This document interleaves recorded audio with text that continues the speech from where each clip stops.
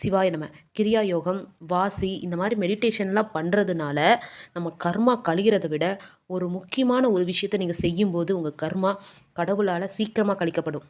எது அப்படின்னா, ஒரு உயிரை உயிராக பார்த்து அந்த உயிர் கஷ்டப்படுது அப்படின்னா அதுக்காக நீங்கள் சிந்துற ஒரு துளி கண்ணீர் இருக்குது பார்த்தீங்களா, அது உங்களோட கர்மாவை கழிக்கும். நான் வேற கிடையாது, அந்த உயிர் வேற கிடையாது, எல்லாம் இறைவன் தான் அப்படின்னு எப்போ உணர்றீங்களோ அப்போ உங்களுக்குள்ள அந்த உயிர் மேலே கோபம் வராது, வெறுப்பு வராது, அகங்காரம் வராது, ஆணவம் வராது. எடுத்துக்காட்டுக்கு ஒரு விஷயம் சொல்கிறேன் கேளுங்க. உங்களோட கூட பிறந்தவங்களோ இல்லை நண்பனோ எடுத்துக்கோங்க.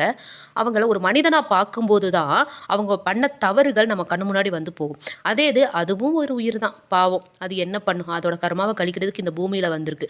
நம்மளால முடிஞ்ச சப்போர்ட்டை பண்ணுவோம் அப்படின்னு சொல்லிட்டு நீங்கள் யோசிச்சு பாருங்க. உங்களுக்கு கோபமே வராது, கருணை தான் வரும்.